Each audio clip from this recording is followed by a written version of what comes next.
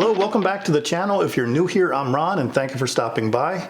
On this channel I do a lot of drone related content, tutorials, tech related news, and the occasional product review. Now, there was a lot of new tech coming out this week, especially with the CES convention going on in Vegas this week. So if you missed it, the Canon EOS 1DX Mark III is currently available for pre-order and has an official release date of February 13th, 2020.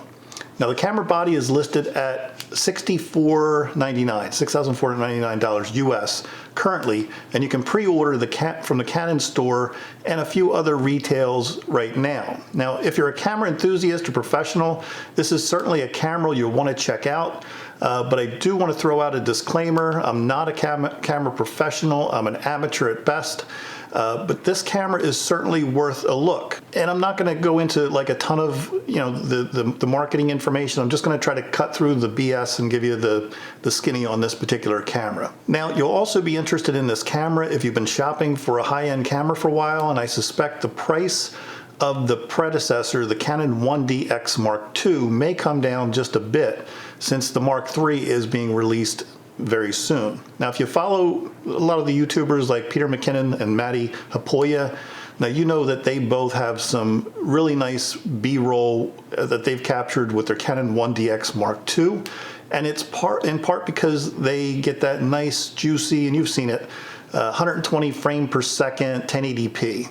Looks really great. Well, the 1DX Mark III shoots at 1080p at 120 frame per second as well, if that's something that you're interested in. And it's probably a big plus for many YouTubers. It's one of the features I'd love to have, and it doesn't exist in any of my current DSLR cameras.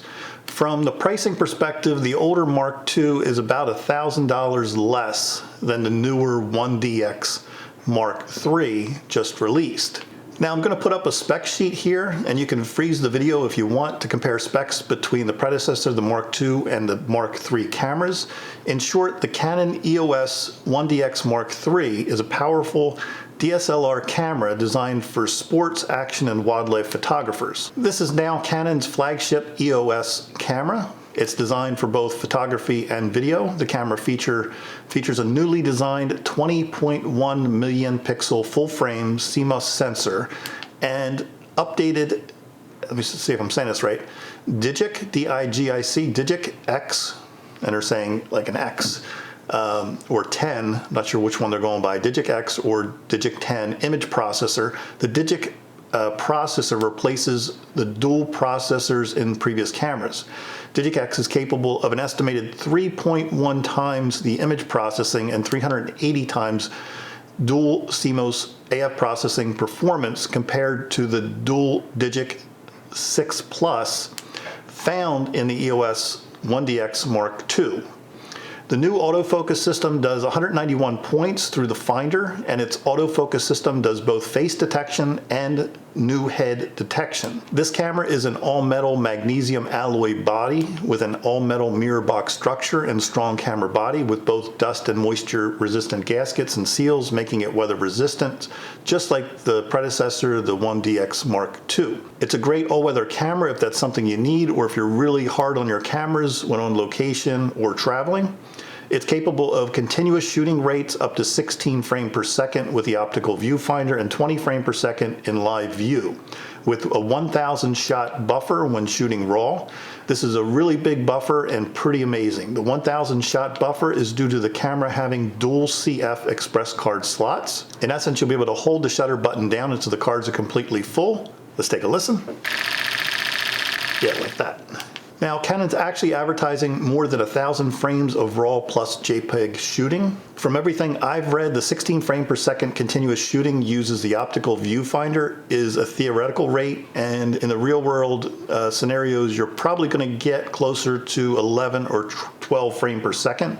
The production cameras are not out yet, so I'm sure someone will better test real life frame per second rates once those are available. Its ISO range is the widest yet in an EOS camera, ranging from ISO 100 all the way up to 102,400 ISO and expandable to ISO 819,200 equivalent. You've also got built-in Wi-Fi and Bluetooth and GPS. Obviously, if you're a wedding photographer, this is a great feature because you can connect to your Canon app and provide photos more quickly to your clients. Some other features you have are integrated USB Type-C mini HDMI headphones, microphone, N3 remote, and Ethernet port for transferring files even quicker if you have a need for that. And before I go, I did want to mention a few negatives of this camera that I think may be of interest to you as well, and I'm sure a few would like to see. The first of which is there's no IBIS on this camera. If you're not familiar with IBIS, that's your in-body image stabilization. This can often make your life much easier when you're shooting photos. In-body image stabilization would have been a nice to have, as it allows you to hand hold the camera at shutter speeds that could cause motion blur without a tripod. I'm not sure why it wasn't included. Many less expensive cameras do have IBIS. This one doesn't. Also, the form factor is exactly the same as the 1DX Mark II, but a tilt screen would have been a nice to have as well. A tilt screen certainly helps in many shooting situations, especially if you're trying to shoot over someone in a crowd or need to mount a tripod in some weird angle very low to the ground. Those tilt screens are great for this. I'm sure Canon's thought about this, but probably wanted to keep a very consistent look and feel to the 1DX Mark III for people who already use the 1DX Mark II. Again, Canon's just taking pre-orders as of this video upload, and again, the official release date will be February 13th, 2020. You may want to sit tight on a purchase of this camera until the final camera's firmware and product is actually released. But if you can't wait and want to pull the trigger today, I've got some affiliate links below. So feel free to support the channel and check those out. It doesn't cost you anything extra. If you're not familiar with affiliate links, it just gives me a very small percentage of anything you buy. And it, like I said, it supports the channel, so I appreciate it.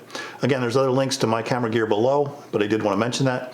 And also, I've officially launched my Patreon account, so I wanted to mention that as well. If you enjoy the channel and want to contribute, those links are below as well.